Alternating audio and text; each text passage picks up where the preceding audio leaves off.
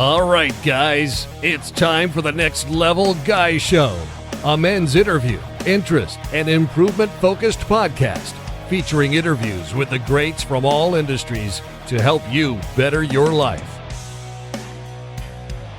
Each week, a new episode features an interview with one of the greats, covering all aspects of their story, from life hacks to tips and protocols that have allowed them to live life on the next level. We then highlight concrete action steps that you can use to improve your life. And now, your host, Ian Dawson Mackay.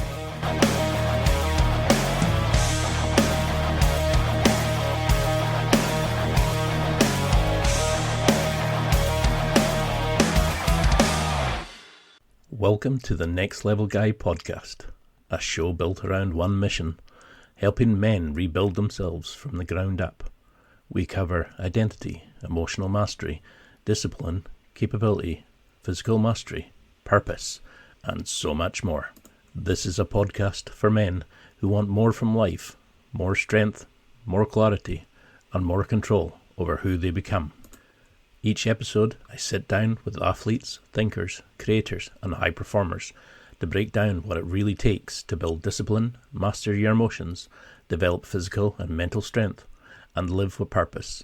I aim to help you rebuild yourself from today to the man you want to become. This isn't about motivation or hype.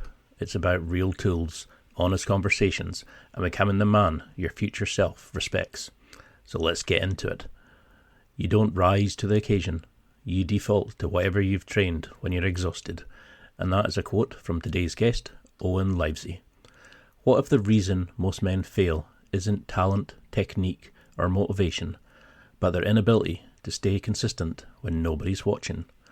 In this conversation, Owen Livesey breaks down how relentless fundamentals, pressure, and long-term discipline quietly beat flash, hype, and shortcuts on the mat and in life. Meet Owen Livesey, world-class pressure grappler, former elite judoka, and coach known for breaking opponents with simplicity, fatigue, and control rather than flashy techniques. This episode will show you why most men train harder, but very few train smarter under pressure. From Olympic dreams to rebuilding his life, Owen explains how showing up daily, mastering the fundamentals, and training tired is what separates real operators from pretenders. And now, let's get to the interview.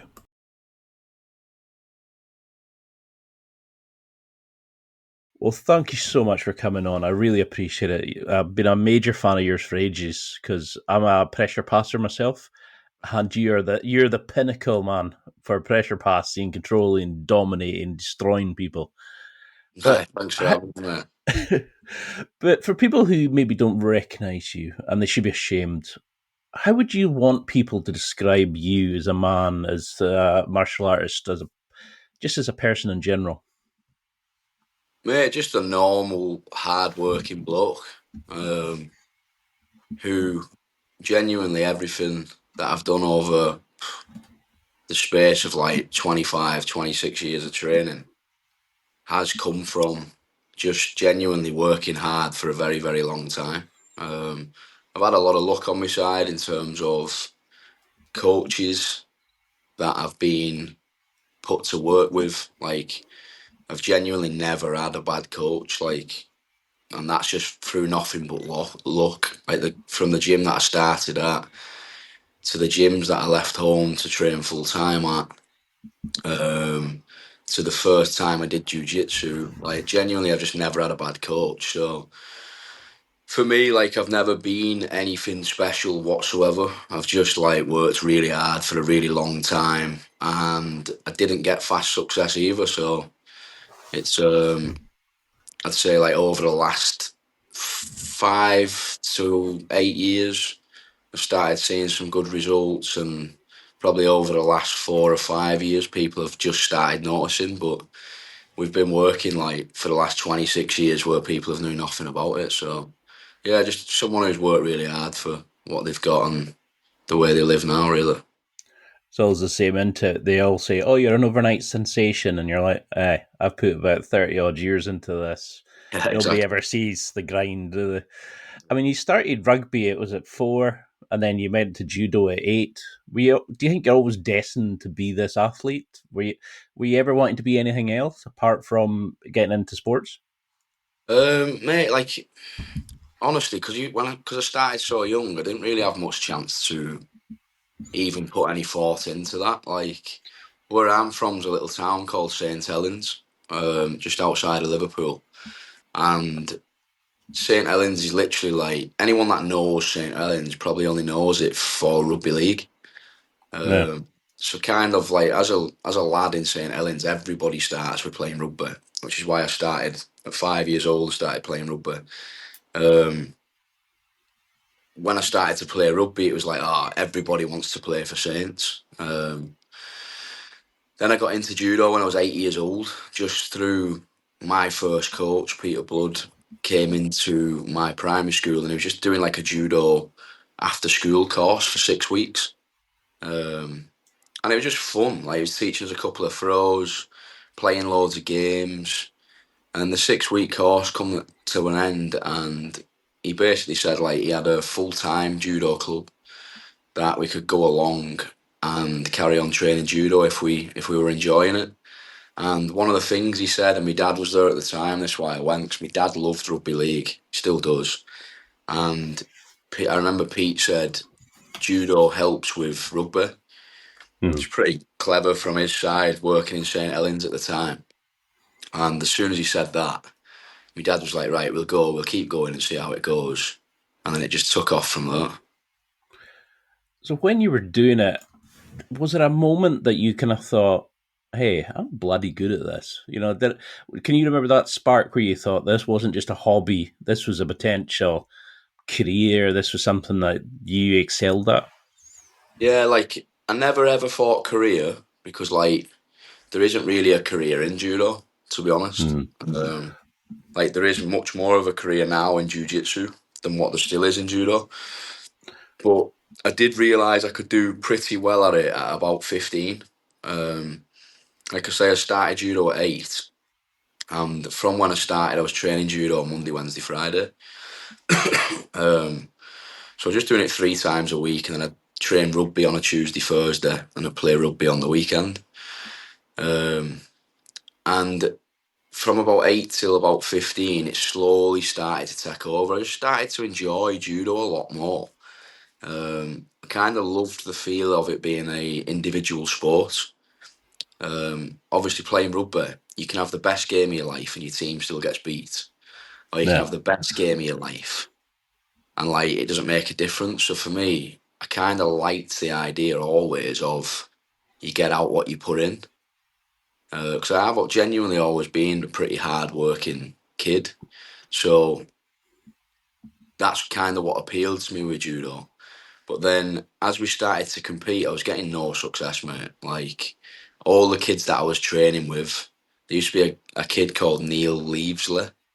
He's not a relative, but he's spelt slightly different. And every time I'd do a tournament, I'd go against him and he'd just batter me.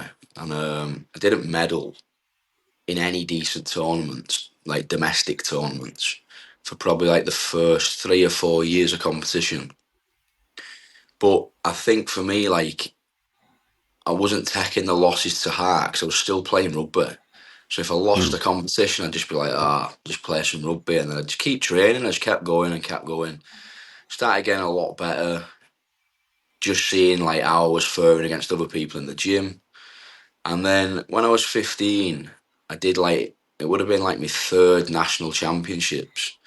Were the 2 tournaments before like there's basically one national championship every year.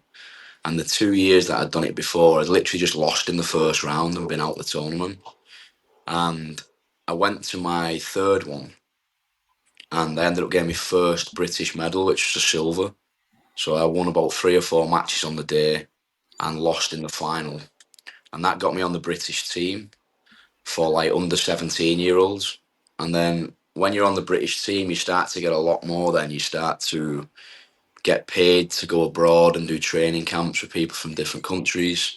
So you pick up all these different styles, you pick up new things from different coaches, you get to compete all over the world. Still wasn't getting much success, but I was developing my skill a lot through just being exposed to so many different styles, so many different coaches, and the losses that I was picking up in these tournaments just wasn't disheartening at all.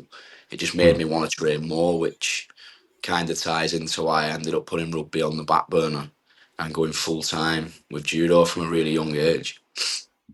And do you think that experience of, like, sort of world cultures, new people, training, competing, it kept it exciting? Because you're like me, you're from a working class background, you're from the UK.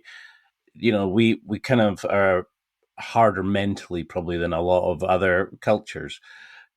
How do you think that kind of setup, was it just that we don't expect to win as Brits, so we just kind of go, well, we'll go to compete, enjoy, and have fun with our mates more? Did it help you in a way, do you think? Um, for me, like when I lost, it was like I was really upset about losing. Like I didn't. I've never had that mentality for whatever reason. I think it's something to do with my dad. Like if you met my dad, you probably know straight away. Like my dad was very. If I lost, my dad would be gutted about it as well. Like truly gutted about it. It's all I'd hear about on the way home. Yeah. So like me, I honestly, as a kid, I was genuinely. I just ended up being absolutely obsessed with training. And if I lost, I was just genuinely. I know it's all cliche nowadays, but I was genuinely just straight back in the gym and doing more. So like, by when I got that first British medal at 15, my training had already completely changed. I started to like know, because I'd lost 2 times on the bounce now. I knew I just had to do more. So I ended up not even training rugby on a Tuesday, Thursday anymore, and I was doing freestyle wrestling.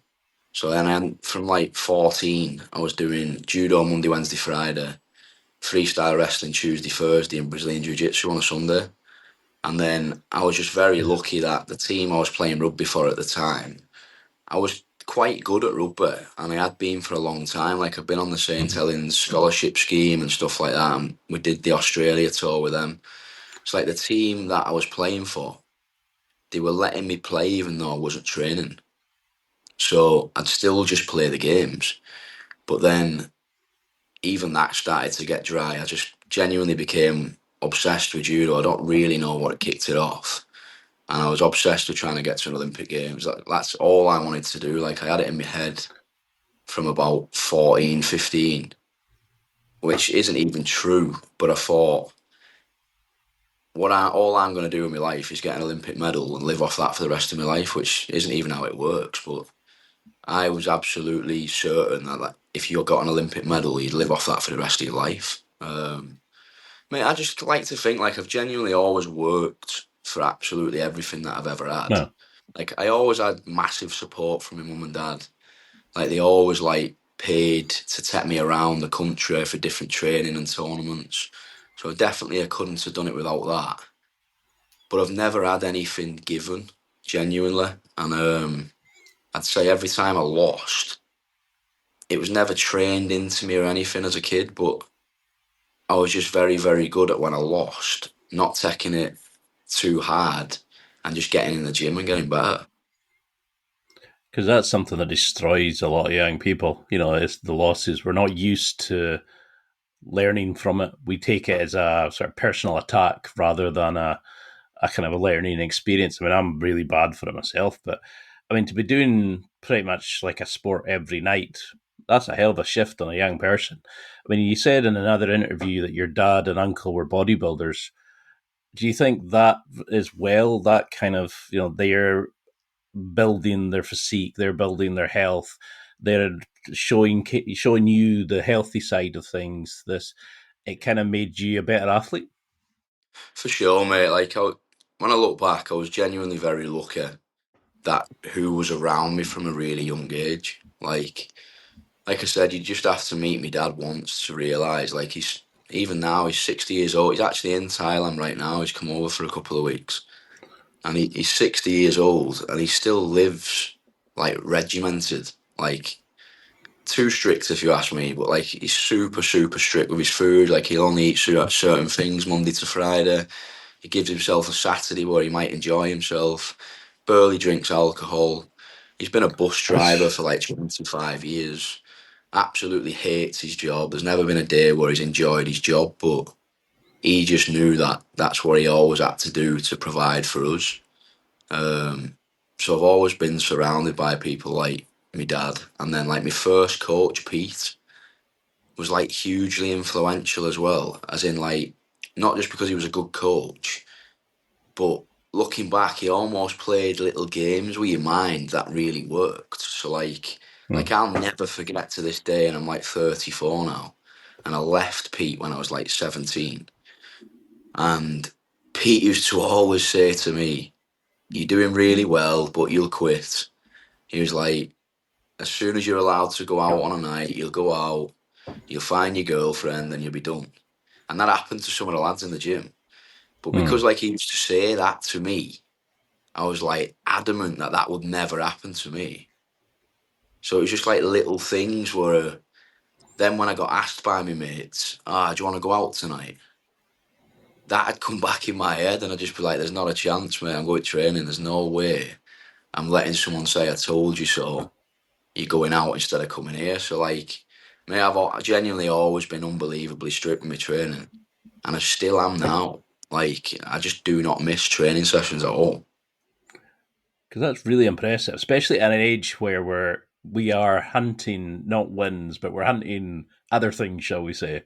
For you to be able to sort of adapt to that. You said you had like that your mom and dad gave you this kind of great grounding, and they've obviously done a fantastic job. Your coach was somebody that inspired you and gave you all these kind of cultures.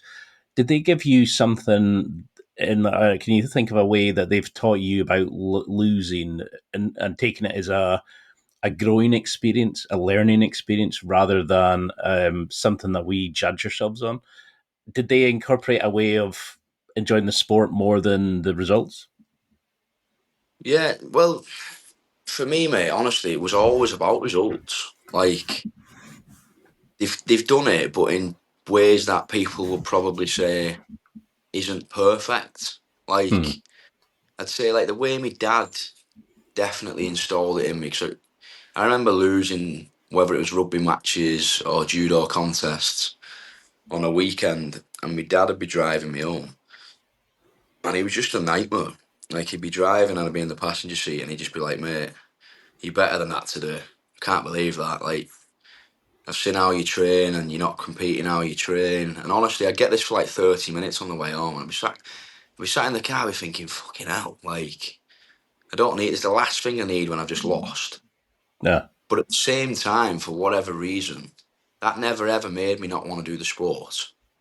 It made me just want to shut him up in a nice way. It made me just want to be like, right, I'm not fucking losing again because I'm not dealing with this again. It was never just, I can't put a pin on why. It was just never ever in my head to go the other way and just be like, right, I don't want to do it anymore. Whereas Pete was just, honestly, like, Pete's results speak for themselves. Like, there's a club in Earlstown. It's a tiny, tiny place on the border of St Helens. And as a junior judo club, so that means like under the age of 20, like the results that that club has produced in such a rough, small area is ridiculous. Like, they've had about 3 or 4 junior European champions, they've had Youth Olympic medalists, they've had Commonwealth Games adult open age champions, they've had 2 Olympians. Like, an outrageous club for where they are. And like, what Pete was really good at was, like, I've never met a bloke that lives it so much. So like, an example of what Pete was like was Boxing Day every year. Instead of enjoying Christmas with his family, he'd be putting us on a minibus. We'd do this on the 26th of December every year. He'd drive us from Earlstown to Rotterdam, and we'd do a training camp for 1 week in Rotterdam because all the Dutch had this. The Dutch are really good at judo, and they arranged this huge training camp every year. And Peter take us there every year. Instead of spending Christmas with his family, he'd throw 10 of us on the bus, drive us to Rotterdam. We'd be there all week. Um, so, like with Pete, it was just if I lost, there was never a conversation of, ah, you're not good enough for this. It'd just be like, right, you need to do this, this, and this. And I'd come in the gym on Monday, and he'd have like video examples of high level judo players doing what he's telling me to do. So I was almost doing like video analysis already at like 14, 15 years old. And That's a for good me, it was coach. like, yeah, to have Yeah. someone who's just that invested, it was just like, right, there was never a conversation of you might not be good enough. It was just like, right, now you need to do this. So in that week then, I was already focused on doing them things. So I'd have something to get straight back into. And then before I knew it, I was competing again. And it was just a cycle, mate. Before I knew it, I was 17 and leaving home to train full time.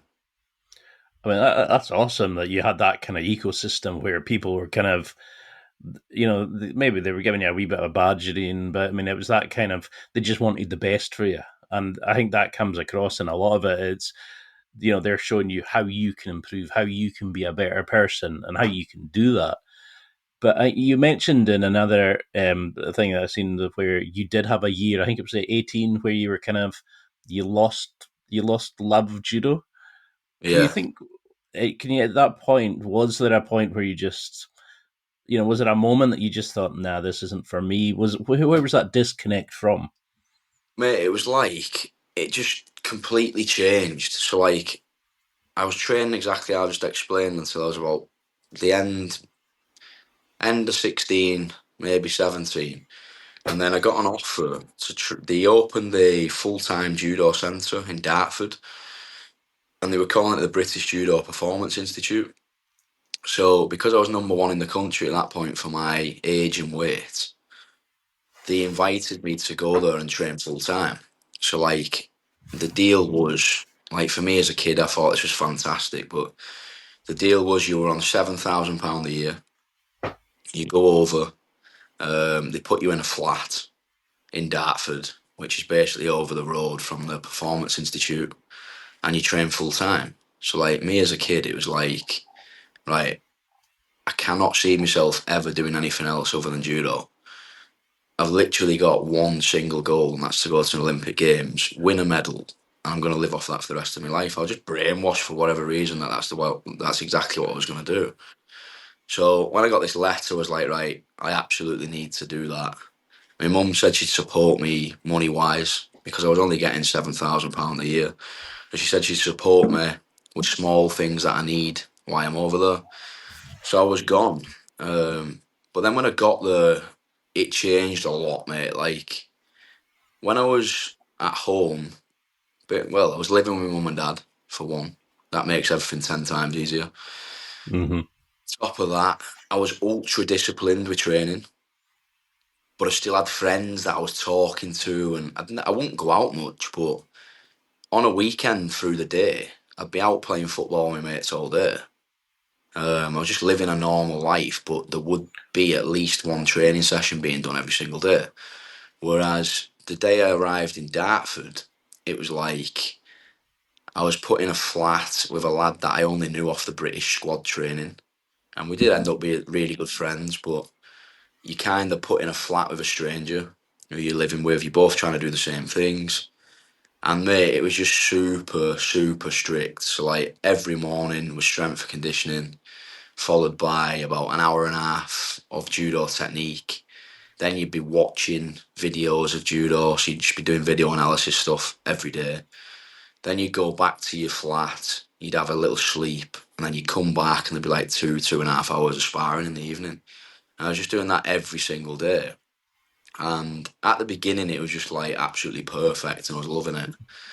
And then we started travelling loads to the point where, because obviously Dartford is very far down the south of England, you can get Mm. to France really easily.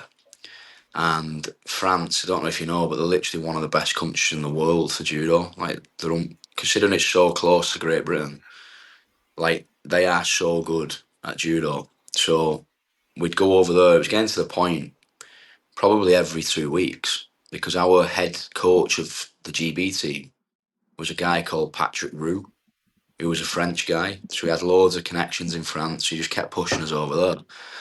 So I'd be in France just training like fuck for like a week, 2 weeks at a time. I'd come back, get straight into our full-time schedule. And I was doing really well, mate. Like I was winning the majority of the things that I was competing in. And then because I was doing so well at the time, it's when London 2012 got announced. And Team GB didn't have like any standouts at my weight category at all. So basically, quickly, like when the Olympics is in your home country, you don't have to qualify anymore. So if the Yeah. Olympics is in a different country, I have to be like top 18 in the world to be able to qualify and go to an Olympic Games. But when it's in your home country, you have a weight category qualified automatically. So all you've got to do essentially is be the best in your country. So it's a bit crazy when I look back, but Team GB were looking at my weight category and saying we don't really have any standout adult performers. Like they're not picking up any big results. So we might send Owen to the Olympics, even though he's like 17, 18, just for experience, because we see him having potential to go to another one. And it would be great if he goes to another Olympics that he's already experienced once, so he's not like, wow, I'm at the Olympic Games. So I got told about all this. So I had it in my head that I was just like, fucking hell, I'm going to do it already. I'm going to go to an Olympic Games already. I can't Yeah. believe it. So they put loads of money into us then. We were just travelling all over the world, like getting loads of training camps. And you've got to think, mate, a year ago, I'm not even full time. So I've gone from like training once a day to training full time. And now there's talk about me being on the Olympic squad. It was just absolutely insane. And now I'm going all over the world training, sparring with the best people in the world, because that potentially might be the people that I might have to compete against. And then about 2 months or a month, maybe even less, before they picked the Olympic team, my future training partner, Danny Williams, ended up getting a World Cup medal, which is a decent sized medal in terms of standard. So he got picked for the Olympic Games, rightly so. So he went, and then when he went to the Olympic Games, I was like, fuck. I was just so down about it because I'd been filled up with, you're gonna go to an Olympic Games, and it was just like, boom, you're not. So I was like, right. And there's a good bit of politics at Dartford as well, which is the reason it isn't there anymore. It wasn't ran the best. The funding was terrible. The lifestyle wasn't great. So I just went home and had about a year, which, yeah, was probably the worst year of my life to date, before I decided to go back full time. No, I mean it would certainly fuck with anybody's head, to be shown the promised land, so to speak, and then for it to be sort of whipped away from you. But I mean, you seem to be that sort of person that enjoys these kind of try a bit of this, do a bit of this, play football. It's like you like doing it and exploring and kind of mixing it up. Where that kind of level of strictness. Do you think that's where a lot of students struggle when they initially start classes? Is that they're not used to suddenly it being full time. These kind of the greats, a lot of them struggle when it suddenly becomes more full time rather than letting them explore it and discover it on their own. They take the fun out of it. 100%, mate. Like it's a weird mix. It's like you have to do it if you want to genuinely be one of the best. Like you definitely have to do it. I don't think there's a way around it. But it will take time to adapt. Like later on in my career, I 100% adapted, and I became like an ultra professional and really, really enjoyed that lifestyle. But I had nobody helping me adapt to it. I had nobody like telling me what to expect. And it was just like, fucking hell, this is a lot now. And I was No. 17 at the time. It was like, all my mates were still going out and stuff. And I was just like, fucking hell, this is heavy. But like I say, it definitely is something that you have to do if you want to be good. Like, I would genuinely put the time that I spent as a full-time athlete at Camberley, which was later on when I went back to training, I would genuinely put that down as 90% responsible for what I've managed to do since leaving judo. So what was it about that? Like, what was that moment of made you wanting to go back? But what was it about the atmosphere, the support, or just the enjoyment of it again that made at that point helped you become this machine, this man who's dominating the sports compared to actually doing that as almost like a full-time athlete at Dartford? Well, I had a rough 12 months, mate. Like, a very, very bad 12 months. Like, I moved back to St Helens, and because, mate, I left school very early, I didn't really even do anything after school at all. I didn't have any qualifications to my name whatsoever. So I got back to St Helens and kind of got hit by reality at like 18, 19 that, fuck, I've not got anything. Like, all I can actually do is judo, at the time especially. So I basically just started personal training people, unqualified, just like, I'm from a small town, people knew me as a decent athlete. So I just started advertising on my Facebook, and it actually started doing really well. Like, I probably had about 30, 40 people that I was seeing on a weekly basis. But That's there was no, impressive. yeah, mate, it was good money wise, but there was just no structure to it whatsoever. I was just making up stuff. Like, I hadn't trained as a coach at all by this point. I weren't great at communicating with people. I had no idea how to manage money. So everyone was just coming in, paying cash. I was going out Friday, Saturday, Sunday, doing everything that I hadn't done because I've been training. I was genuinely like pissed Friday, Saturday, Sunday every week. Turning up on a Monday to personal train people, still pissed, like got in 5 o'clock that morning. I was basically making money through the week and spending every penny of it on the weekend. And it was a terrible spiral, mate, just like getting in little bits of trouble, just being a fucking idiot in town, got arrested a couple of times just for being a dick on the piss, just like really, really bad time. And then just one day, mate, I woke up and I was just rough as hell again.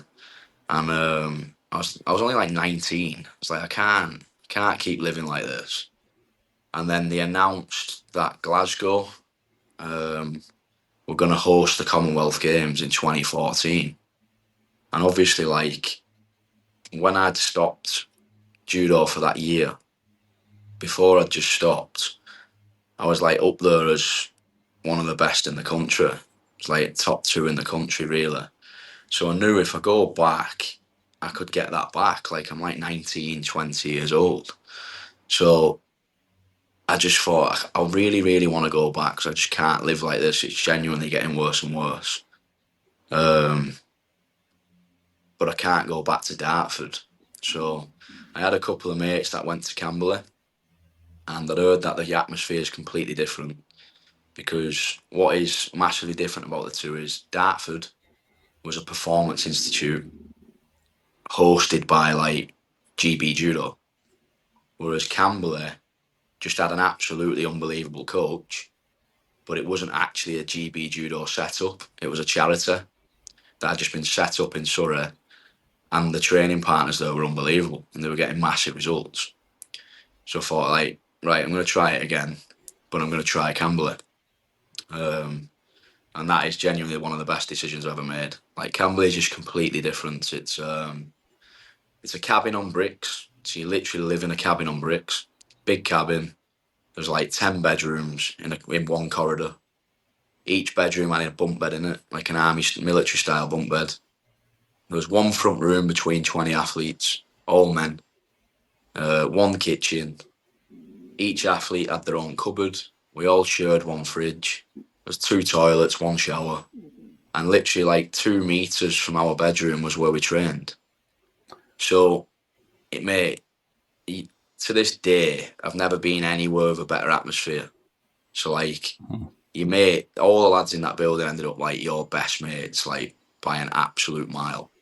And all we would do, not one of us had a pot to piss in. We were all absolutely broke. But we didn't need anything. We just got up in the morning, we all ate together. We'd go across the walkway, which 30-second walk. We'd all lift weights or we'd do conditioning. Then we'd all jump on the mat at 12, we'd do technique. We'd all come back next door, we'd all eat together, go for a nap. Then we'd all go back next door and we'd batter each other every night. But the atmosphere was just completely different. We had a club bus. So the coach would just come in one morning, he'd just be like, right lads, on the bus. He'd just drive us up the hills and he'd just get us doing sprints up there. On a weekend, they'd throw us on the bus, he'd drive to Wales. We'd all jump off the bus, compete, like near enough everyone on the bus would win. And then we'd just get straight back on the bus, we'd come back to the gym. If we weren't competing, we'd all go out together and have a few beers with each other. It was just an absolute different atmosphere, mate, and I can see why people stay there probably 5-10 years longer than they should. I bet that was a riot. 10 guys in in one place, one shower. I mean, it sounds guys. like... Fuck. 10 bedrooms, 20 guys, bunk beds. I think that's insanity. Like, I think that's to be able to do that at 17, 18, to go away and have that year of burnout and misbehave. And I think it sounds like you needed that break away from the strictness of the first place. And then, but to have the foresight at 19 to go, actually, I need to change. I can't do this. And then you found a place that let you excel, but didn't put that level of stress or maybe that rigidity of it. It seemed to just let you be you and find it, and it gave the fun back to it. Mate, Camberley's just got it down to a T how it should be. It's all about atmosphere, which just breeds hard work. Everybody gets super close to each other. You're all bouncing off each other like they are your real mates. You're travelling all over the world with each other, just fighting, having a drink after it once the work's been done. Honestly, mate, in them days, I wasn't even nervous when it comes to competing. It was just like you're with your mates, staying over, getting up in the morning, you're all having a scrap, going out for a few beers. You do it again next weekend. It was just absolutely perfect. So when you were back on the mats, how did you change your mindset at that point? Was it just you weren't even thinking about judo? It was more just a kind of, I'm with friends doing a sport I love. Did you kind of think, I'm not taking this as seriously? Were you focused on certain goals outside of the results at that point? Or did anything really change? Just a better environment? Just the environment. Mate, I've never trained just for fun, ever. When I went back to Camberley, my first meeting with Luke, the coach, was I'm only coming back so I want to go to the Commonwealth Games and then I want to qualify for the Olympics. So we literally just sat down and spoke about how it was possible to qualify for the Commonwealth Games, because you had to do a certain amount of tournaments and win a certain amount of medals and points to even have a chance of qualifying, and that included travelling all over the world again. Because it wasn't a GB judo setup, we wasn't getting paid. So the gym, the club had to try and help us to find sponsors as well. So obviously I can't travel all over the world for training and competition with no money. So we had to speak about how that was possible and things I might have to do to try and get sponsorship. And but Camberley, they've got it all set up, mate. They know exactly what they're doing. So they managed to get me everything that I actually needed in place.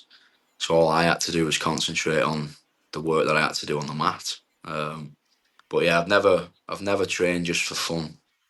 I've always had absolute goal that I'm going to be shocked if I fail at getting.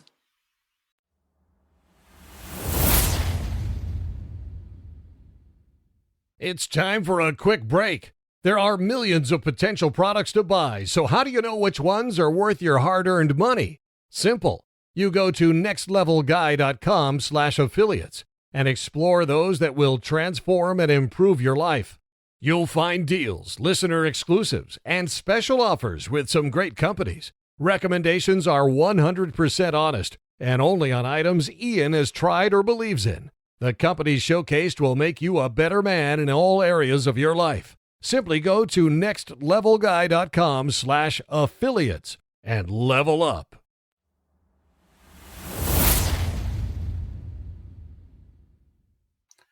Because everybody talks about your amazing judo, but do you find that it's that kind of thing of the modern game is designed now that everybody's, the bat scooting, as everybody likes to call it, whereas people use stand-up now as a way to get to the floor in like jiu-jitsu, whereas you're actually making it part of a system where you're actually incorporating your judo into, by the point you realize I've thrown you, most people just throw and hope. You're actually throwing people into the next position that you're Yeah, actually... like Mitch, I've brought judo principles over, but like I don't see myself, like I'm not doing judo in grappling. Like I don't care if someone pulls guard in front of me. Like for me, it's not like, oh, you need to stand up so I can do my stuff. Like my game is about pressure. I just like Langaka for me was the absolute perfect way to win. Like I have no flashy submissions.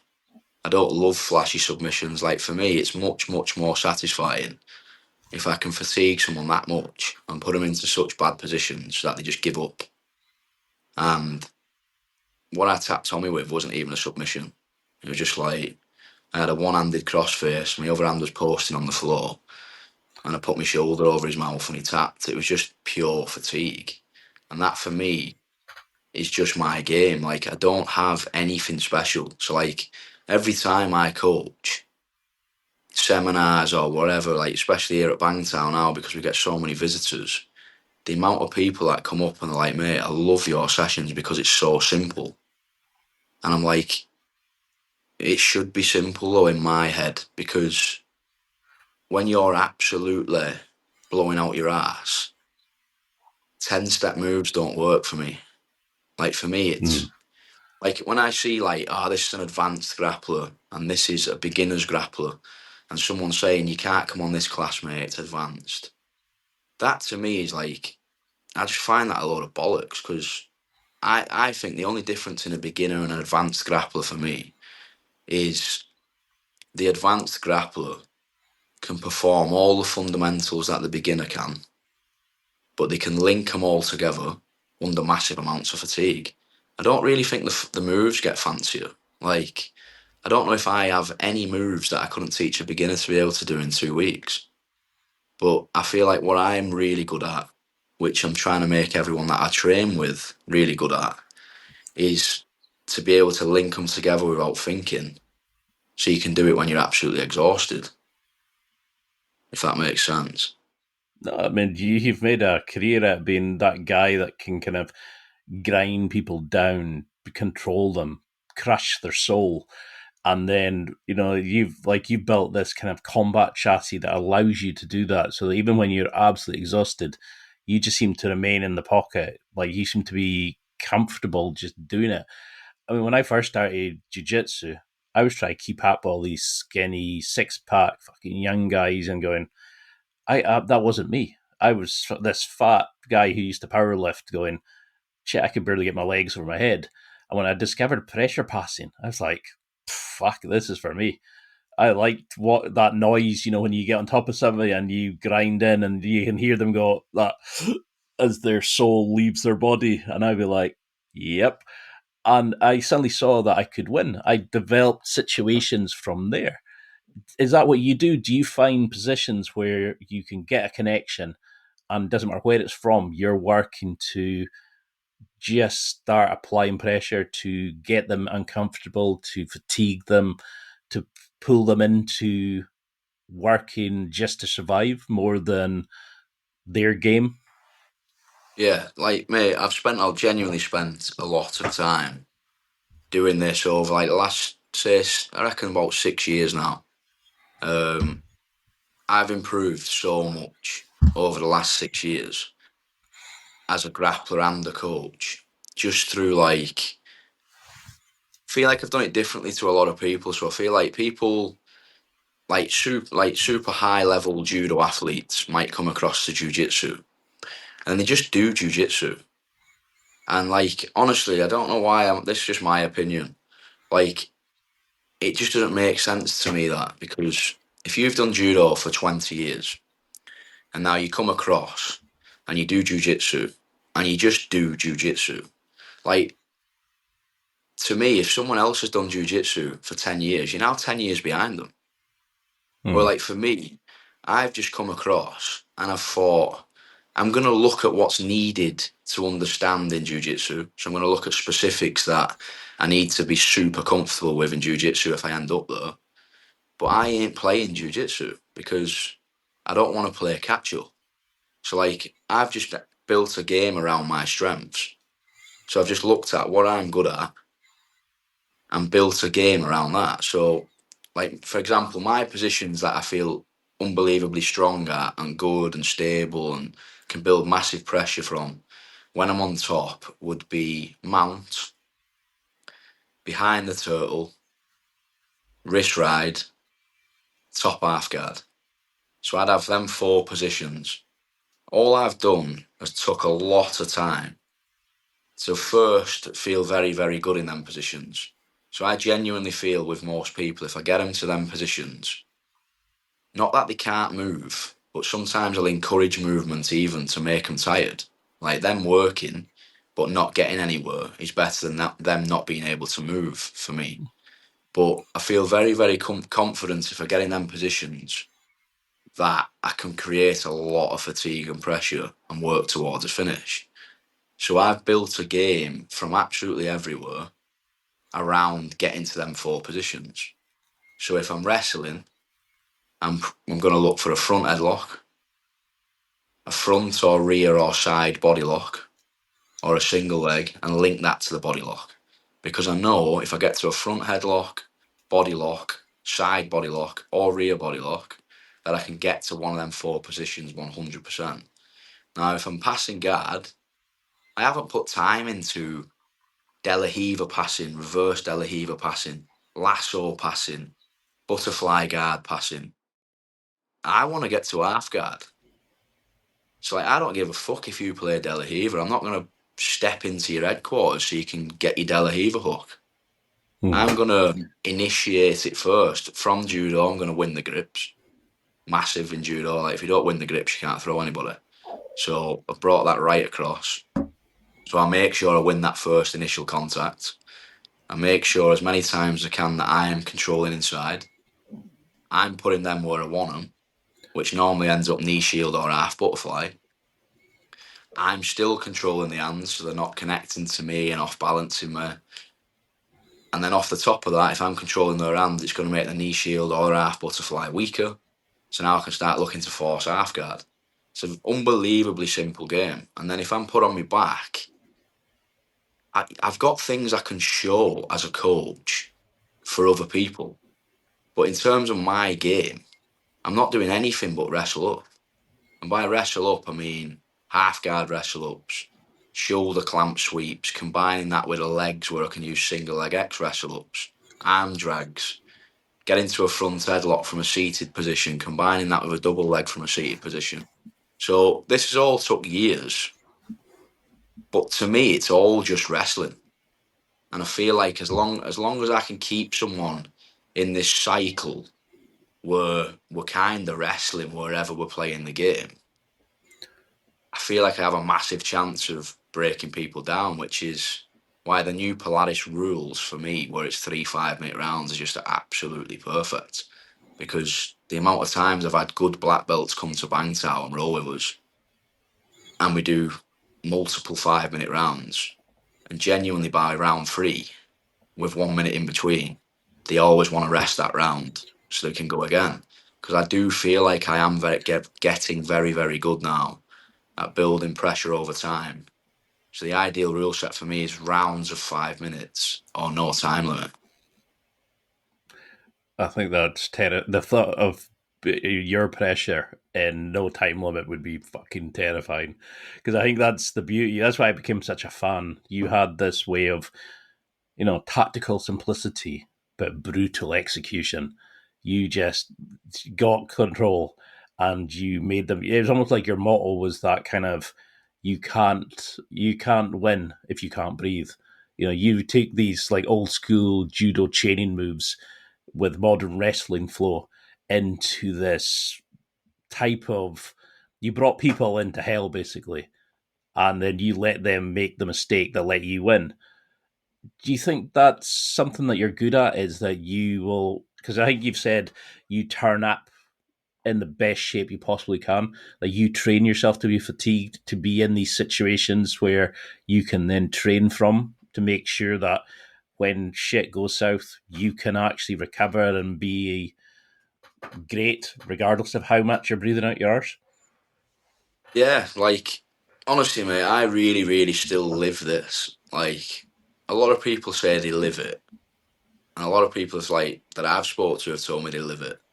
And when you actually look at the lifestyle, they probably don't.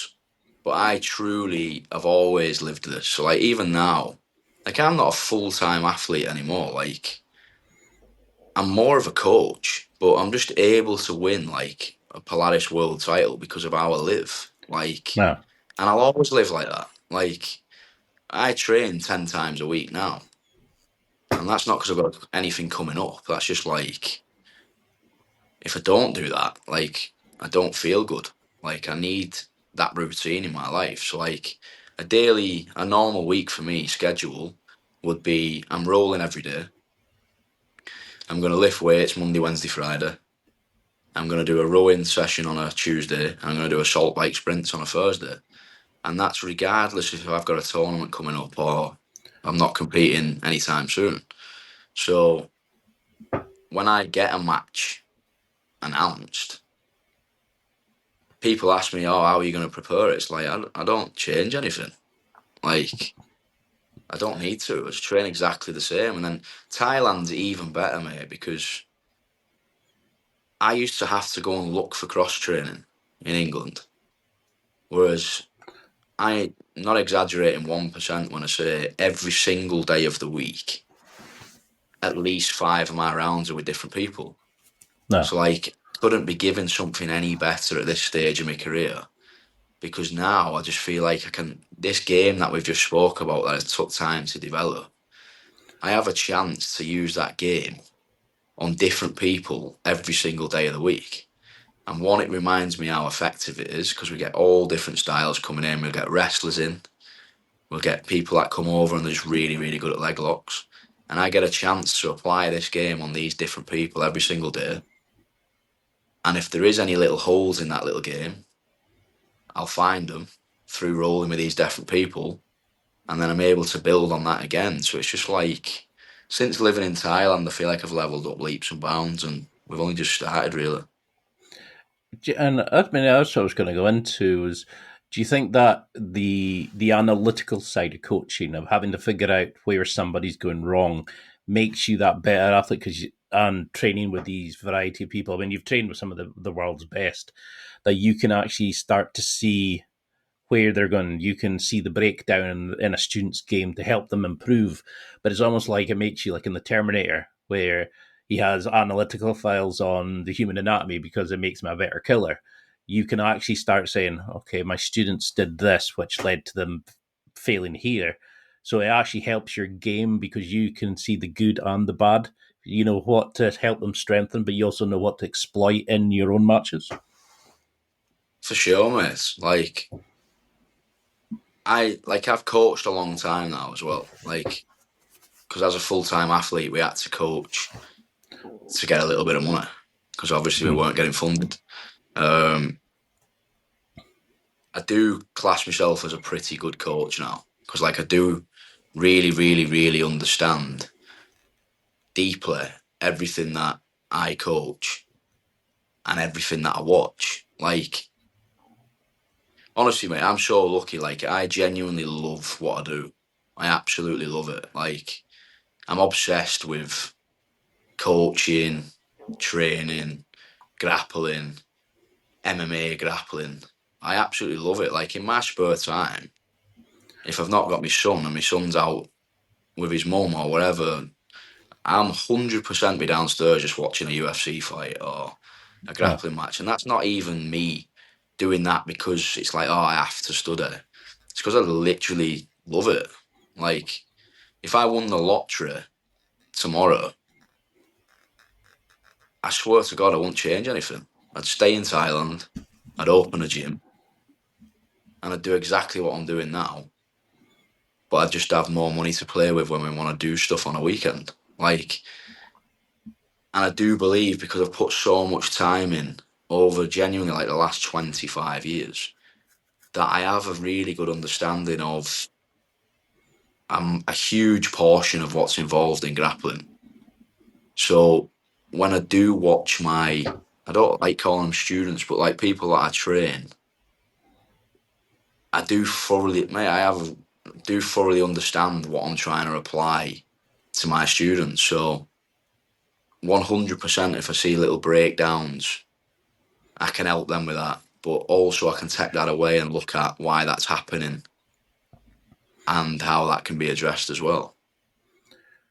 so how have you found moving to Thailand? I mean, because you're sickeningly happy. You're for a single guy like myself who's stuck in a country that's grey and pissing down every 5 minutes. You've got your son, you're out in the lovely sunshine, you've always got a smile on your face, you're training these multiple disciplines, you're training with people who want to be there and want to engage, etc. How is that kind of the culture now and being more of a kind of doing your own thing and bringing people into your world and teaching them? How has that evolution helped you be, like when you look back now compared to that 18-year-old who was struggling, what comes to mind? Does it help now to kind of see that and think back to that point? Have you made peace with the struggles you had at that time? Yeah, I think I live like this because of them. I feel like everything I've got now is truly off the back of everything that's happened in the past. Because don't get me wrong, there's still stresses, mate. Like, it looks absolutely fantastic what I'm doing, and we're in Thailand and we're going on all these trips with my family, and it is fantastic. Hmm. But life's still not easy. Do you know what I mean? I still have a lot of stresses that I'm dealing with, and all the things that have happened in the past have 100% built me to be what I am now. As in, like, sometimes it's not even the best. Like, sometimes I'd say I'm probably a bit too harsh. Like, because when I've had struggles in the past, I've never asked for help. Like, and that's not me saying to anybody, don't ask for help, because if you need help, you 100% should ask for help. But for whatever reason, I just didn't. So sometimes I can definitely be too harsh. Like, for example, someone comes up to me in the gym and they're like, mate, I've lost 3 times now. I'm getting a bit down. What should I do? I can't lie. My answer will probably be, mate, you just fucking get on with it. Like, we Hmm. all lose. Like, what are you going to do instead? Like, quit and never win anyway. It's like, you might as well just try. And that's genuinely just always been my attitude, as in, like, again, I can't really say why or how that's been developed, but like, I just feel like there's not much that you can't do. So, like, some of the decisions I've made over the last 10 years, people have been like, are you fucking mental? Like, I said before, I had zero qualifications at all. So when I actually fully retired from judo at 26, it hit me again. And it was like, fucking hell, I don't know what I'm going to do at all.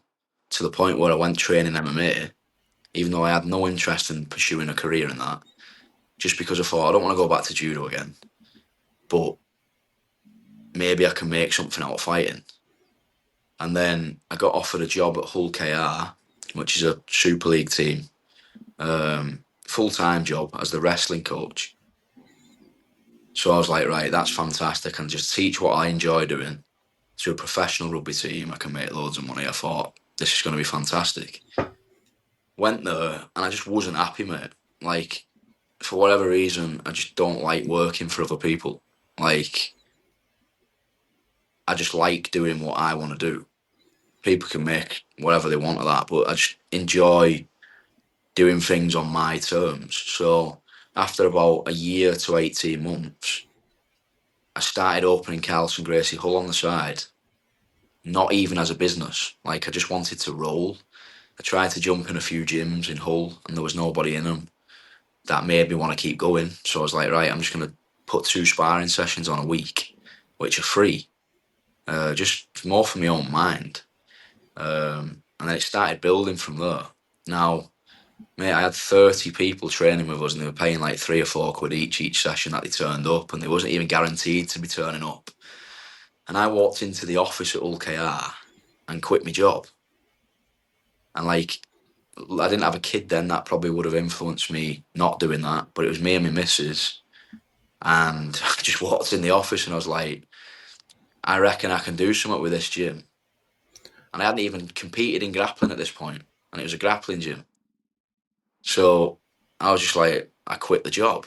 And they were like, are you sure? Like, this is a full-time job in the Super League. Like, people go to university to try and get in these positions.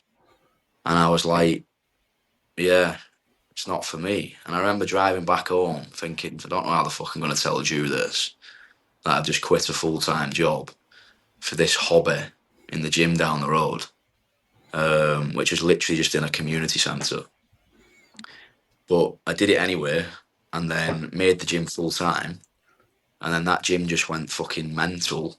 Then we ended up rolling into Grapplefest and Polaris, and then with Thailand, we came on holiday and loved it. Had a chat with a couple of people. They said I might be able to get a job here.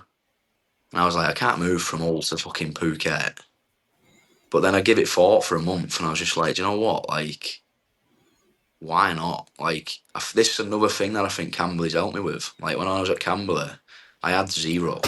Like, when you see all these guys now in jiu-jitsu and it's just flashy bollocks. It's just like nice clothes, sponsored gear, talking up to a camera, just acting like a fucking ball bag. Like, winning by submission and pouring beer in each other's mouths and that. Like, I just can't stand all that shit. Like, it just doesn't go with, for me personally, what the sport's about. And I just feel like I've always, like, Camberley, I had nothing. So, like, for me, it was, my mentality's always been, look, I had fuck all at Camberley and I did all right. So the worst that could possibly happen now by taking this gamble is that I end up with fuck all again. But I still reckon I'd be all right. Like, I would get out of it somehow. So I've always just jumped at opportunities, and like I say, we still have our stresses, mate, but I can't really complain with how we're living at the moment. I think that kind of jumps out is the fact that when you are doing things, you kind of just go, okay, well, that's happened. Okay, right, what am I going to do next? You know, you're immediately thinking, how do I improve myself from here? What can I do to then fix this situation? A lot of people are overthinking. Do you think that's a big thing for you? It's that moment of too many people overthink, where you just say, well, just get on with it. You lose, okay, go back, fix what you got caught in, so it doesn't happen again. You lose again, fix the next thing. Is that what you're trying to instill in your students, that moment of to just look at the opportunities that these things and just take advantage of what you can to try to get involved? For sure. It's just like, mate, don't get me wrong, I would class myself as an overthinker. But when I say overthinker, I'm overthinking how to succeed with something. So, like, I would advise anybody to take a gamble, because for me, it's just like, if you take a gamble, the worst that can happen is it doesn't work.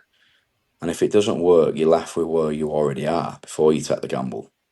Whereas if it does work, you could potentially change your life. Like, mate, I've took loads of gambles and they haven't worked. Don't get me wrong, like, I've took about 2 or 3 that have worked. I've took about fucking 15 that have not. But for me, I would say I'm an overthinker, as in I'll take the gamble, but it's almost not a gamble because in my head, I'm just like, right, once I say I'm going to do it, like it will happen because I'll do that much that it will happen. Like it can't not happen. Um, like I genuinely think that's why all what's happened now has worked out the way it is because none of it's bollocks, mate. Like I do really, really genuinely work hard as an athlete and a coach. Um, Genuinely, other than taking out my kid and spending time with my kid, I don't do anything else but this sport, whether that's training or studying it or teaching it. So I think when you put all your eggs in like that, I don't think it can really fail. So, what advice would you give to somebody who's like, I mean, I'm going back to jiu-jitsu. I mean, I took some time out after I had a shoulder injury and I kept going, I'm going to go back next week. And I got to a blue belt and I didn't want to become that meme of, well, another fucking blue belt who's disappeared as soon as, but I'm going back to a gym now where I don't know anybody. I don't know any, like, I've not trained in ages. I put on a bit of chunk for these. I mean, I know you've got a product on fat fucks, like for the pressure passing and stuff like that. But what advice would you give to people maybe who are starting it, who have said, "Oh, Henry Cavill, Tom Hardy, they all train. I'm going to go do it." People who are going back to jiu-jitsu, like, or the January guys who are going to start. What advice would you give to make them avoid the pitfalls we kind of been discussing and actually just enjoy the sport and not get sucked into the, oh, this team's better than this team. Oh, this guy's better because he talks a big game on social media, and just actually enjoy the sport for the sport? I would say to them, expect the pitfalls and be ready for them because it's impossible to do anything without pitfalls. So, like, know that they're absolutely going to happen. But what I would say is just make sure you're there in a year's time because it's really, really easy to just stop going. But what I can literally say happens 100% of the time is everyone I speak to that stopped going all say they wish they were still going and how good I could have been now. So, like, for me, like when someone first starts, because it happens all the time, mate, they come in the gym and they're super keen, they're back at it, they want to train every night, and I'm like, don't train every night. I'm like, what do you mean? And I'm like, 'cause I've fucking seen it a million times. Like, you're going to train every night, you're going to get really fatigued, you're 100% going to pick up little niggles. In a month's time, you're probably going to wake up one morning and go, I'm absolutely fucked, I'm going to rest. And that rest turns into you doing once a week, twice a week, quitting. Where I'm just like, right, just be here in 6 months.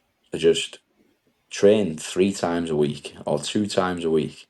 And when that's a piece of piss and it's comfortable and your body's fine and you're still enjoying it, add one session. And when that's a piece of piss, add one session. You might not even have to add a session if depending on your goal. But for me, doing something's better than doing nothing. So, like, even if I was an absolute hobbyist, you can still get really good as an hobbyist. Do you know what I mean? You got to identify your strengths, the areas that you're good at, go in the gym and just be open to learning. When you spar, try and build around the areas that you're good at. And when you get problems, do some studying out the gym. Like, if you go in the gym and you're struggling with a certain position, mate, there's YouTube if you don't want to pay. There's online academies if you do want to pay. Like, you can literally nowadays, it's easier than ever. You can just get feedback within minutes of leaving the gym. So I think even if you train twice a week, which is unbelievably sustainable, and you do a bit of lifting at the side of that, and you dedicate an hour or 2 hours a week to studying the problems that you've come up with that week, you'd be a decent grappler in 6 months' time. So then how do you avoid the comparison? Because I see a lot of people who will have an amazing round, but if they don't get maybe as many taps as Billy, John, whoever it is, they'll bitch and moan. They'll judge themselves against other people. Whereas you seem to just get on and be your own man. how do you eliminate that ego, that comparison in your students, to make them, like you're saying, just focus on themselves, have their goals for their own progression in 6 months, not compare yourself to some twat on social media? Mate, it's an individual sport for me. And it's like, I'm telling you now, the amount of people that I've seen on social media and then met them in person, and it's absolute bollocks. Like, it's that bad that I wouldn't be on social media if I didn't have businesses that I needed to advertise on social media. Like, it's just absolute bollocks. Like, so I would be saying to people, like, this is an individual sport. It's just all about you.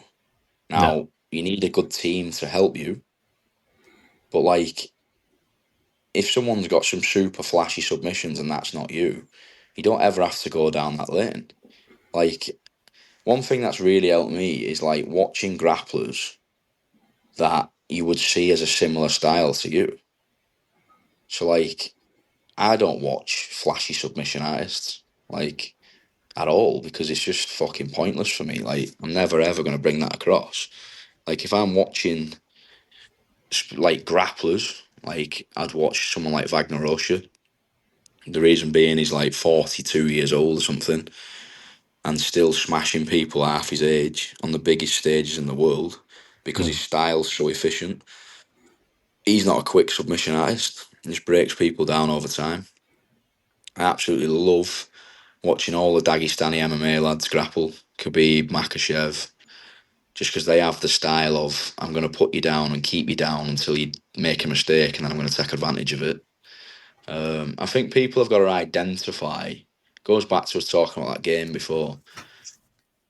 If I'm working with someone, one of the first things I'm going to say to them is you need to identify what your game is because there's loads of stuff in jiu-jitsu. There's loads of shit in jiu-jitsu.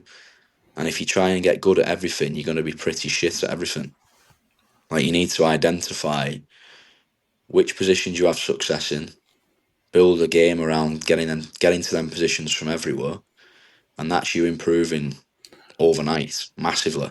And then you've just got to build branches off that, which will come naturally when you get to certain positions and you get certain problems, and then you can go and study and fix them problems. You've just got to focus on you, mate. If you try and learn every part of jiu-jitsu, it's going to take you 100 years. You need to take some shortcuts and build a game around your strengths. And your strengths are probably going to be very different to someone else's, so it don't matter what they're doing. And what's your opinion on competing? Do you think everybody needs to compete to discover who they are or to test themselves? I don't think they have to compete, mate. It's like everyone's at different stages, aren't they? Like, if someone starts the sport, they're like 40 years old plus and they don't want to compete, doesn't have to at all. Like, I think if a lad come in the gym, so this is it, right? If a lad comes in my gym and he's like, I want to do this, this, and this, then that's like signing a contract to me. Like, if you're coming in saying, this is my goal, this is my goal, and this is my goal, and they're pretty big fucking goals, for me, if I don't see you every day, you're talking shit. And you have to compete because what I would say about competing 100% is it's the fastest way to progress. Like, absolutely no doubt. It's like the best example of that for me as a coach is we've got a lad in Hull called Aaron Gurnell. He came to our gym about, I want to say 3 years ago as a blue belt. And he got a bit of a beating in the gym. He was just visiting. But because he got a bit of a beating, his attitude was great. And he was like, this is where I need to be. So he moved over and he was like, I want to do this, this, and this. So what can I do? He's like, he's a prison officer. So he was like, I can only get here a few nights a week. So I was like, that's fine. I was like, train with us as much as you can. If there's any gyms local to you where you live, because he doesn't actually live in Hull, train there if possible and just put yourself in as many fucking competitions as you can. Because all it's going to do is give you real answers. Like, you're going to get the nerves, you're going to get the anxiety, you're going to get the stress. Obviously, everyone's 100% resisting. You're going to find the actual holes that you have rather than rolling with people you roll with every day. Like, it Yeah. gets to a point where you know each other that well that it's not a true reflection. So, like, fair play to him, mate. He must have competed every 2 weeks for the whole year. He ended up being ranked number one in the UK at Empire Grappling. So he was like, just ended up cleaning it out, really. We give him his purple belt, and now he's 2-0 on Polaris as well. And, like, really, if I look at how many times a week he's trained with us over the last 3 years, it's probably only been 2 or 3 times a week. But because he's put himself out there so much, he's got comfortable in a competitive environment. He's learned the skill of how to win a match. Because sometimes that's what I'd say I'm very good at, is because I've competed all my life, literally, since I was about 9 years old. If I have a match and it's super close and I can't submit someone, I feel like I have a really, really good skill of being able to edge that match and win it though. Yeah. And I feel like you can genuinely only learn that, I think, through competing yourself and video analysis. When you know what you're looking for, you'll find that there's absolute professionals at just winning matches. And that's something massive that we carried over from judo, because we'd literally study that. Like, if you couldn't throw someone, you had to win a different way. And he's learned that now as well. Like, he's kind of got that mentality now as well, where he knows he's going to end up in bad positions, but that's part of the game. He's going to keep fighting until he gets out of them. And then what a lot of the time you'll find in grappling, I find it all the time, you're in that bad position, you get out of that bad position, and that was your opponent's Hail Mary. And you feel them just fucking evaporate, and then you can do what you want with them. So I would say, like, if someone come in with a big goal, competing is a must.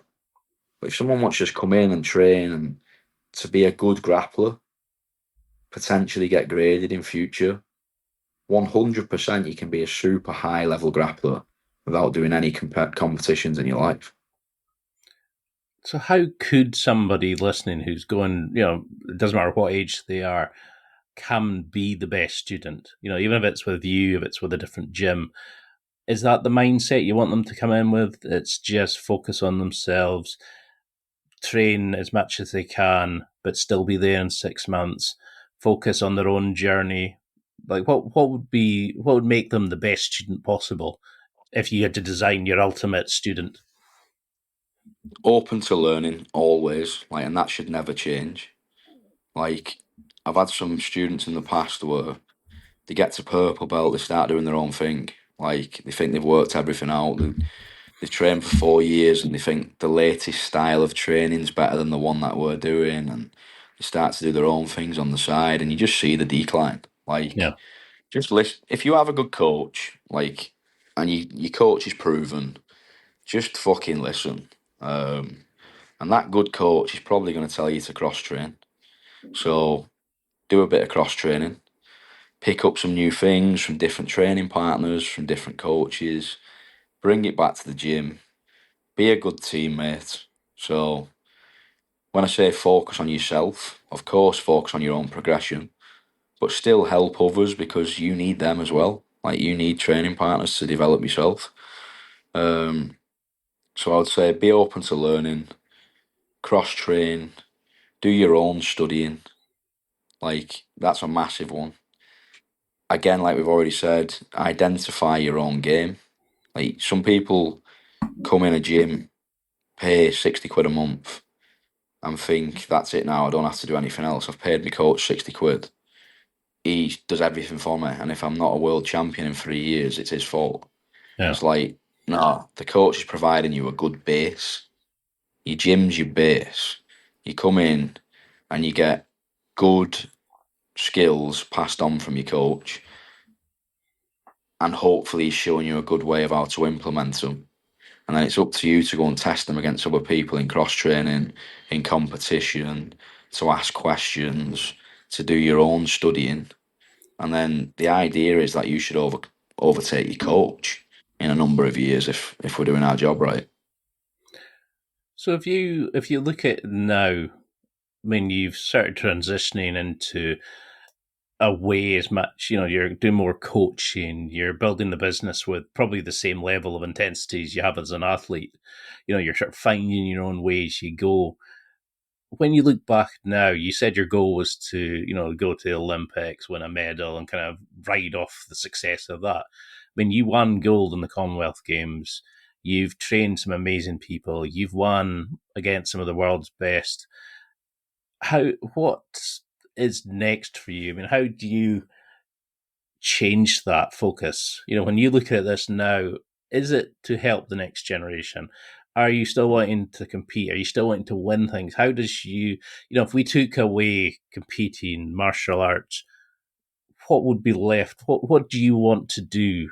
Like, what's still to be ticked off the list for you? If you took martial arts away, mate, I'd be fucked because, I don't know what else I'd do. Genuinely. Competition, mate, honestly, sounds absolutely crazy because obviously my last match I just won the Polaris world title. But, I don't even see myself as a competitor anymore. I simply just live a lifestyle that allows me to compete when people ask me to compete. And it still allows me to compete at the highest levels. I think that's a number of things. I think that's the condition that I'm in just due to my lifestyle. I barely even fucking drink alcohol, mate. I'm just not even interested in it. It's my willingness to learn. I sat downstairs this morning and watched half of an instructional, but that's just because I enjoy it. So I think I'm always keeping up with the modern game. I do genuinely would like to think that I do really, really do outwork most people. But in terms of actually being a competitor, I wouldn't class myself as a competitor now. I'm definitely more of a coach. And my goals now, I have two goals, mate, and they're both opposite ends of the spectrum. They're both to do with the gym. So one is that I now want to develop someone into winning big titles. So obviously in Hull, a struggle that we had. So the gym's fantastic. Carlson Gracie Hall's absolutely fantastic. But not a lot of people go to Hull. It's kind of in the middle of nowhere. Yeah, so you just don't really meet anybody that doesn't live in Hull. So the difference we have now in Phuket, obviously we're opening the gym in hopefully the next few weeks, is the sheer amount of different people you get in Phuket and the sheer amount of different people that want to relocate and live in Phuket. And it's very doable now. There's different visas in Thailand that you can get, especially if you have some sort of online income. It's very, very doable to get a visa to live in Thailand within 2 weeks. So it is very realistic now that people can genuinely relocate to Thailand, and I can work with them every morning and every evening, every single day of the week, which I'd like to think I can genuinely guarantee that that person will be a very good grappler. So whether they have aims in doing something big in grappling, or whether they're an MMA fighter and they just want me to help them with the grappling side of it. Obviously, in Thailand, you can get everything else you need elsewhere. I'd like to think now I've put myself in a position where I can absolutely achieve that goal working with the right people. Obviously, I'd tell them what I'd expect of them, and I'd fully listen to what they'd expect of me, so we can definitely work towards big things. I do genuinely want to do really well with some people. But then the other side of it is to give people an opportunity as well. Because what I've seen in grappling, which is only getting bigger now, is that you can live very, very fucking well. So I think as a coach, I don't think a coach is just about producing a champion. I'd like to think I could be a part of that now for someone, but I don't think that's the only thing as a coach. I think there's a lot of opportunities now. For me, it would be a massive success if someone spent 5 or 6 years training full time with me and then went on and opened their own gym and could live really fucking well with her family teaching jiu-jitsu. Do you know what I mean? Like, I know people that have walked in my gym in the UK that have got really bad lives. Like, Carlson Gracie Hull, he's on one of the biggest council estates in Europe, called the Brands Home Estate. No one's got a pot to piss in whatsoever, which is why that gym's so cheap. Like, we have some people paying fucking £40 a week in that gym, because it would be an absolute nightmare for me if someone said they can't train with me even though they want to because they can't afford it. Like, I think that's completely wrong. Like, I make enough money to live really well anyway. So if somebody needs a fucking free membership, genuinely needs a free membership, or they need a really low costing membership, there's absolutely no fucking way on earth that I'm going to refuse someone that opportunity for money. That just goes back again to when I said before, I had a lot of years where I had fuck all. So, like, I know the position when people are truly don't have much. I know how that is, and I'd never want that to be a hindrance into why they can't do what I've done.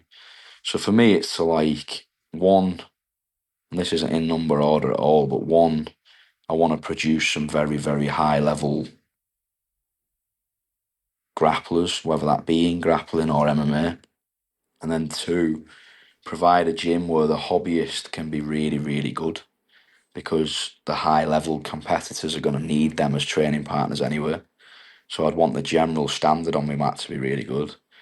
But then at the same time, I'd love our gym in future to be recognised as, oh, you're a black belt under Owen Livesey. You've opened your own gym, so everyone wants to go and train with them. So then they can live how I can live, because it's there for you now if you want it. There is a massive opportunity in grappling now. If you truly do the real work, that you can live very, very well from it. I think that's a big thing about it, because, like, when I initially wanted to have you on, I was wanting to talk about, like, how do we learn the nuances of throwing in judo? How do we build it into our game and stuff? But I knew there was so much deeper to you that I hadn't really kind of, and when I listened to other interviews, I was like, but there's so much to you to pick up. And I love how sort of deep, analytical, and emotional you get about it. You're honest, and you talk your mistakes as much as when you look at Gordon Ryan. Oh, he's the best of the best, and he's this and he's that. He talks up a big game, but I would love to know about his darkest moments and stuff like that. And I think this is why I was so keen to have you on, is that there's so much about you kind of having a bad time, but you found your way back. You inspire people. You tell people they don't need to worry about all the flashy shit. They can just find their game.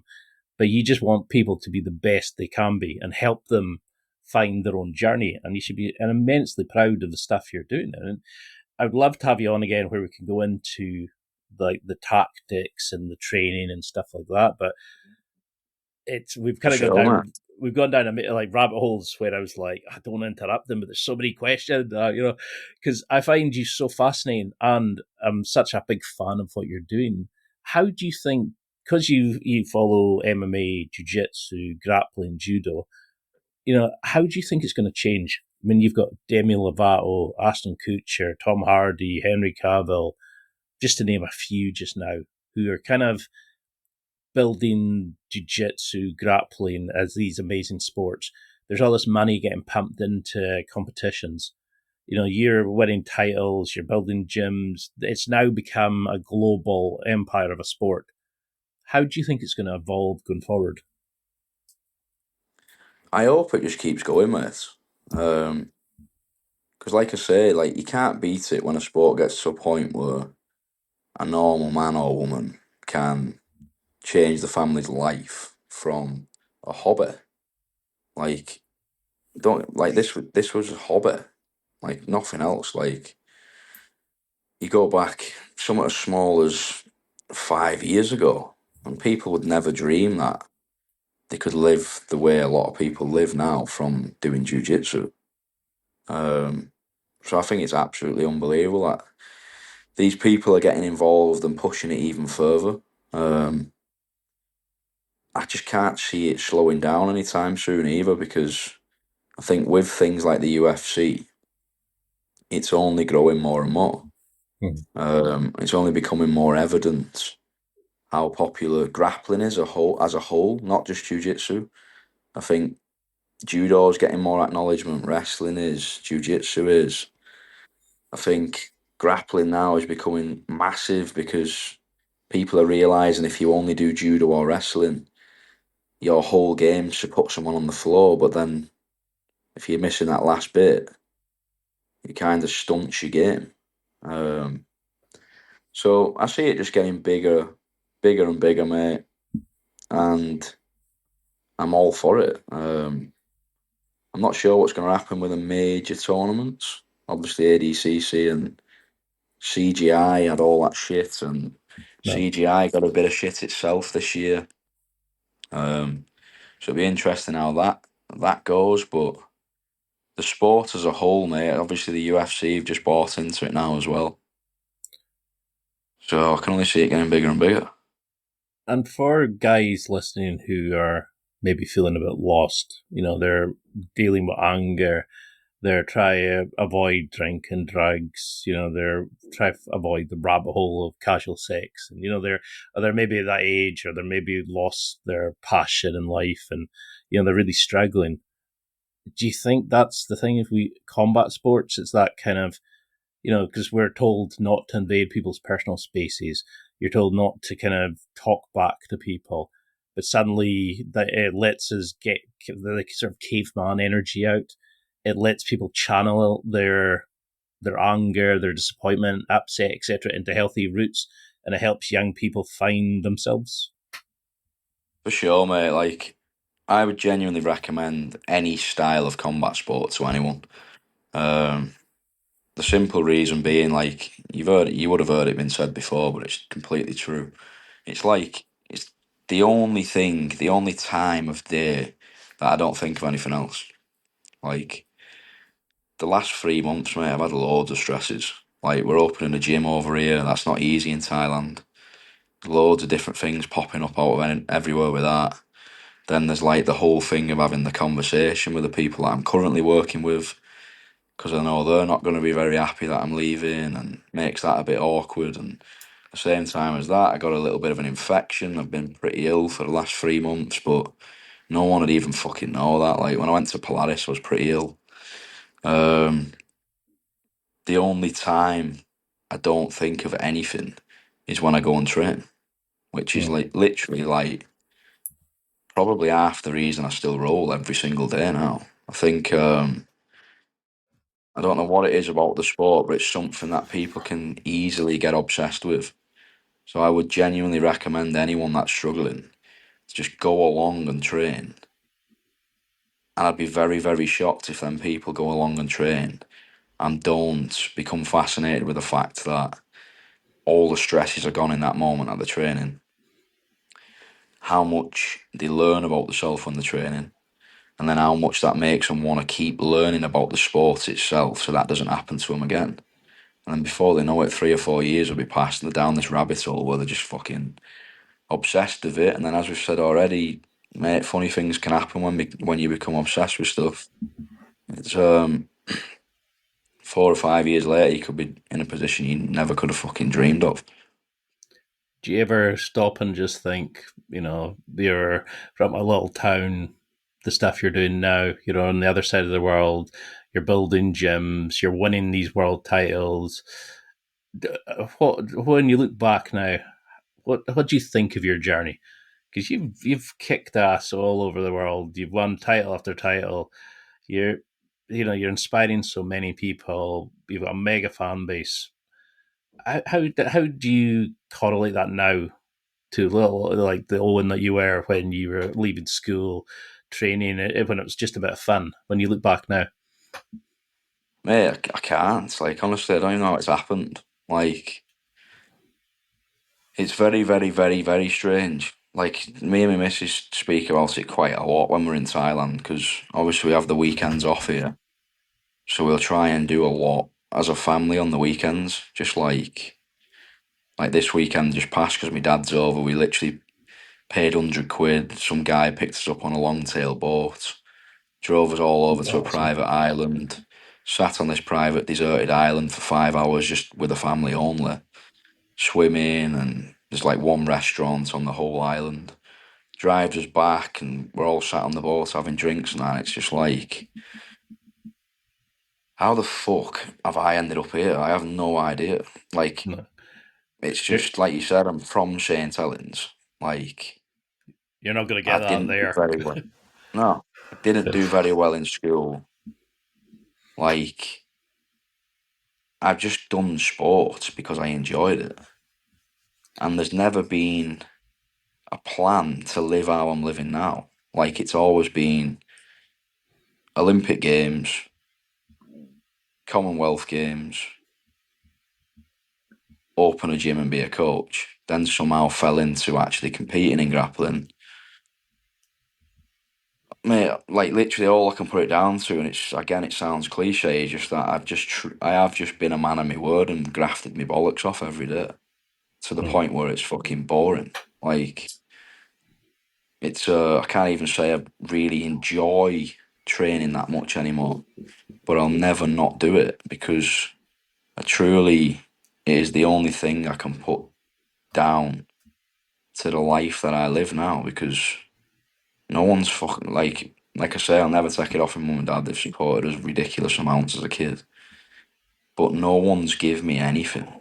Like, I've genuinely, hand on heart, worked for absolutely everything, which makes it even better as well when we have them conversations and we're like, how mad is it that we're sat in Thailand now on a deserted island, 3 weeks away from opening our own gym, when 5 years ago we were sat in Camberley in a cabin on bricks, Yeah. teaching one school class, one judo lesson in a school per day for £25 a session.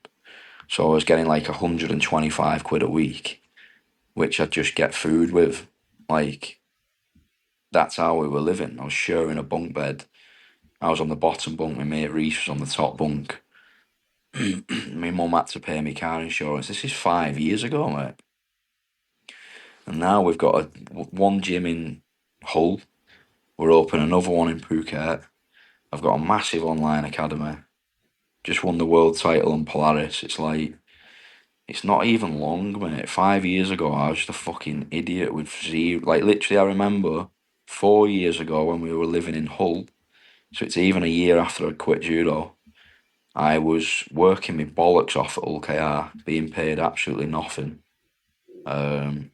Minus 1,000 in my bank account every month for about 3 days before the end of the month. And I applied for a £250 overdraft with Halifax Bank because I literally couldn't make it through the month, and they refused it because of my income. They wouldn't even give me an extra £250. So in 4 years, we've gone from that to like, we're not fucking, mate, we're far from perfect. Like, we have stresses, Hmm. but I'd like to think now most things we do, I'm not even thinking about how much it costs, which is just fucking bizarre for me. I've never been in a position like that in my life. I think this is the thing that'll inspire a lot of people. It's to see you going from that level of almost falling out of loving the sport, struggling, to kind of transforming your life, building a life for your family that most people can only dream of. You should be immensely proud of where you've come, and you're not even stopping. You're off to the next thing. You don't rest on your laurels. I think the biggest Yeah. issue, if you had won that Olympic gold, you probably wouldn't have had this journey, this development, this life changing experience that you're having now. So in a way, it's almost probably good that you didn't get that, because if you're now the stuff that you're doing, the life you're building, and inspiring so many other people, it's you're destined, I think, to be this coach, this inspiration for other people. What do you want people to take from this interview? I mean, I know I've used up so much of your time, but what do you want people to remember from this? Just that, it's like, sounds cheesy, mate, but like, genuinely, if your why is important enough, I honestly believe you can do more or less anything you want. Like, the reason I don't stop now, genuinely, is because of my son. Like, I've got a son now who's like 4, and like seeing how he lives now, it's just like, mate, like I said before, I can live anywhere. I could live in a fucking shoebox. Like, I wear shit clothes every day. Like, most of the clothes I wear are just fucking freebies. Like, I don't buy anything for myself. Like, genuinely, the only reason that I'm still going, I'd probably say as hard as I've ever gone right now, is just for my son.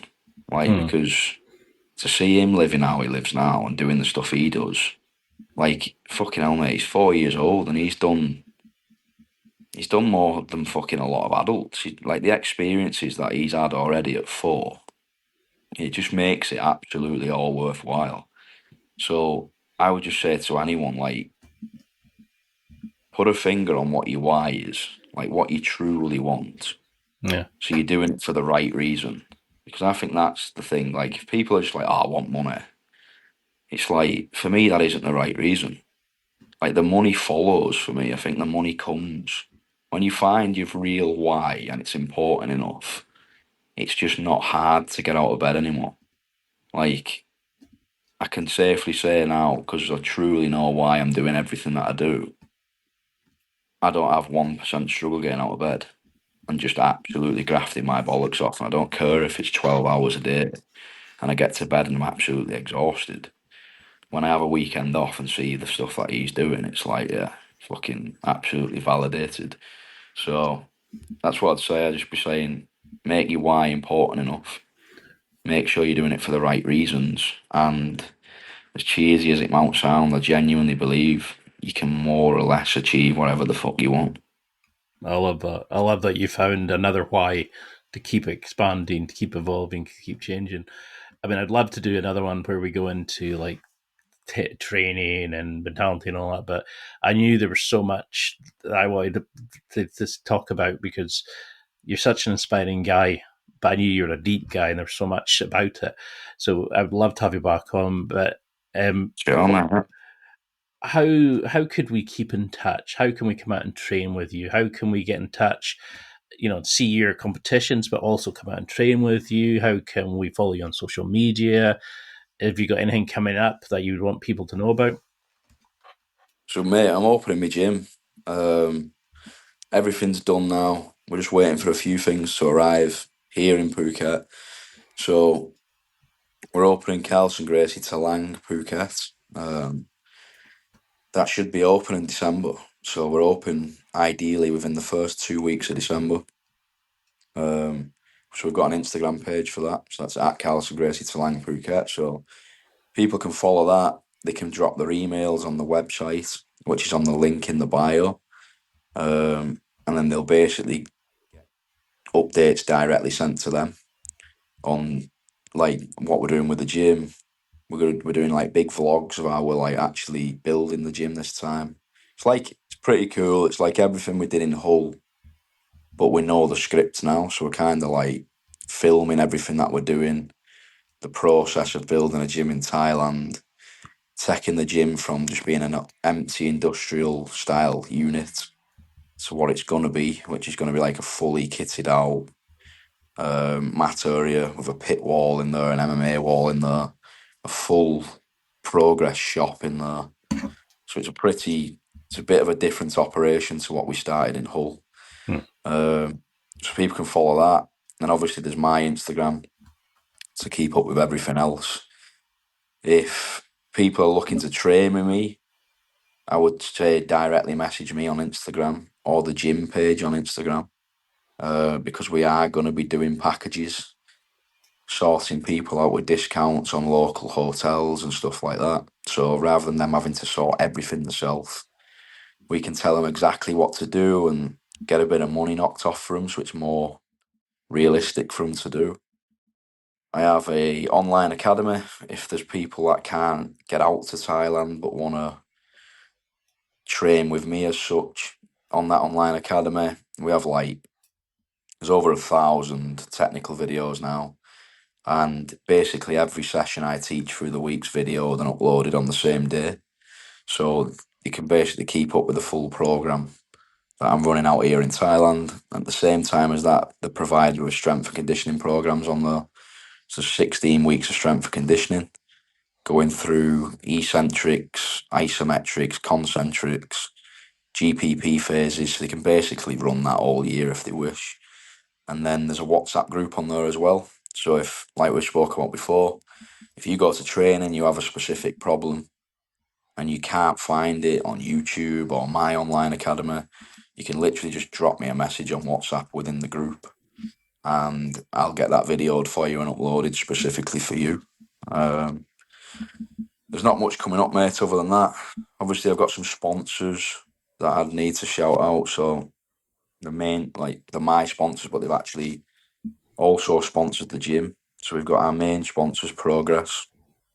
We've got Combat Sports Hygiene, which will also be stocking in the gym shop as well. So that's like a spray that helps with staph prevention and skin infections. Very important. We've got, especially in Thailand, mate, with the heat and that. Obviously, we'll be keeping the gym as clean as we can. We'll hire a couple of actual cleaners to work with us full time. But on top of that, like we spoke about in grappling, you need to do your own shit as well. We've got Pineapple Decks, which is a crypto company. They've helped me a lot actually over CGI and ADCC and now with the gym. And then lastly, Trained by JP Nutrition. So you don't know, Trained by JP is like a outrageously good bodybuilding coach in the UK. So I think his own page is just called Trained by JP. But then he has a nutrition company as well, which is like a very, very good nutrition company, and they're sponsoring us as well.